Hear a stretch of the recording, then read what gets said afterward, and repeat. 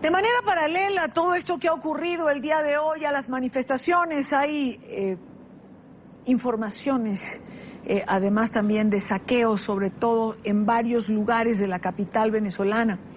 El Tribunal Supremo de Justicia emitió una orden que nuevamente limita la libertad de prensa en Venezuela.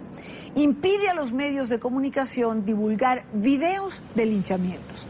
La medida aprobada por la Sala Constitucional prohíbe a los medios difundir este tipo de videos en sus páginas de internet y en sus redes sociales.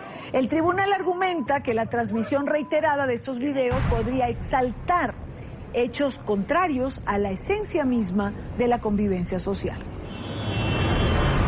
Para hablar de este tema, quiero saludar a Carlos Correa, director ejecutivo de Espacio Público, que nos acompaña en nuestros estudios en Caracas. Carlos, buena tarde, gracias por estar con nosotros.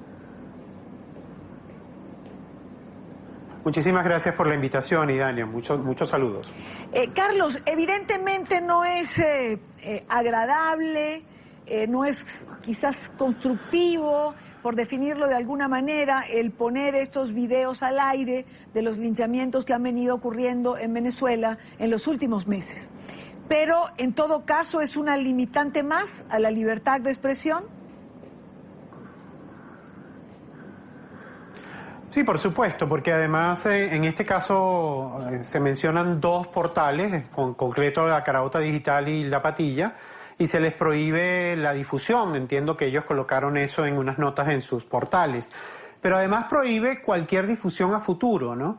Entonces, en vez de abrir el debate en relación o permitir, por ejemplo, que ese tipo de videos quizás tuvieran una señal previa diciendo que podrían herir la sensibilidad de las personas o que no son aptos para personas de determinada edad, aquí lo que se hace es prohibir toda posibilidad de difundir esto. Y ese es un problema que está afectando a la sociedad venezolana. Entonces, básicamente, el tribunal se mete en la capacidad que tienen las personas de decidir qué quieren ver y qué no quieren ver. Ahora, esto pudiera ser, Carlos, la antesala de una sentencia que diga, por ejemplo, que no se pueden publicar o transmitir imágenes de colectivos agrediendo a la gente porque esto puede alterar al pueblo en general. Bueno, pueden prohibir, es decir, hay cantidad de temas que a mí por lo menos me resultan incómodos y que no me gustaría ver y que me gustaría que se solventaran. Por ejemplo, la escasez de alimentos o las situaciones de violencia que se están presentando en relación a los temas de alimentos. En algunos casos se han denunciado saqueos. O el tema de la ausencia de medicinas y las imágenes de pacientes que no tienen acceso a las medicinas. Entonces, en vez de debatir el problema y ver de qué manera construimos una solución, lo que se pretende es que no haya ese tipo de información. Esta sentencia abre el camino a la posibilidad de la censura previa a otros temas, y en este caso en las plataformas digitales, que en el ecosistema de medios en Venezuela ahora han cobrado mucha importancia porque muchos otros medios están sencillamente censurados o se inhiben frente a la posibilidad de sanciones por parte de los órganos reguladores venezolanos.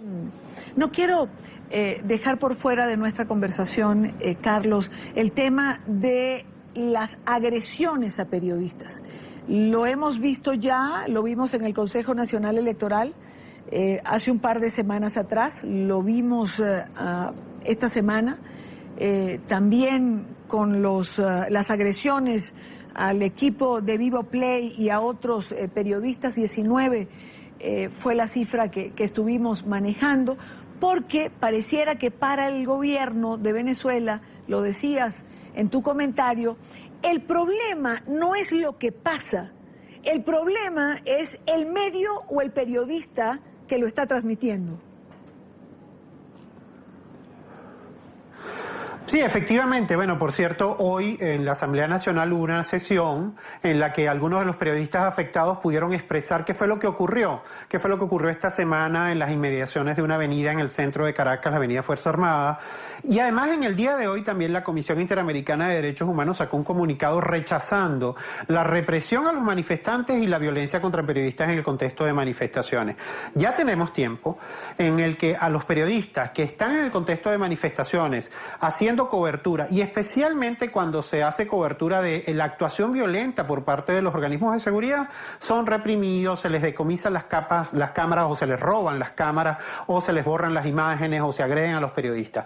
Es un patrón recurrente y nos preocupa mucho que en la eventual circunstancia en la que estamos viviendo, que todos los días hay múltiples manifestaciones, los periodistas vuelvan a ser víctimas y por lo tanto se ahogue la posibilidad de ver esa información y que la gente se forme su propia opinión. Claro.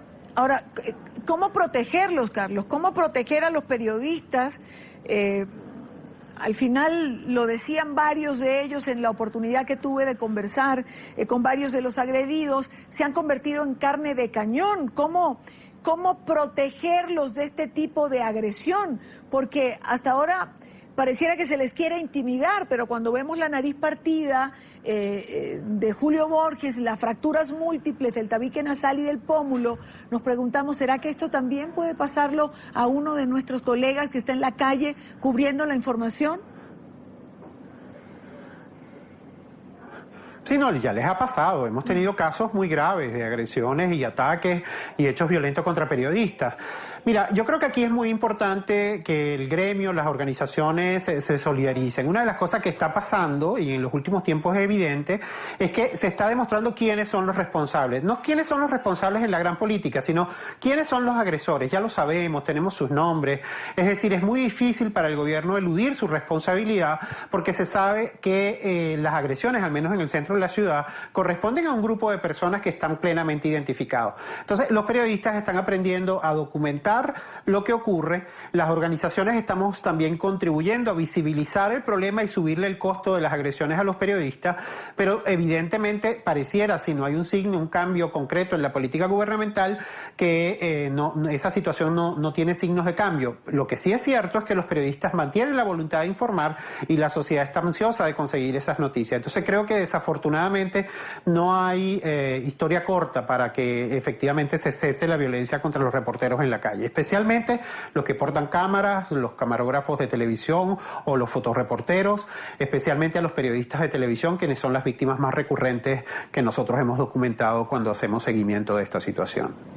Carlos, gracias por estar con nosotros estos minutos. Carlos Correa, director ejecutivo de Espacio Público. Gracias por tu compañía. Muchísimas gracias. Muy buenas tardes. Hasta pronto. Buenas tardes.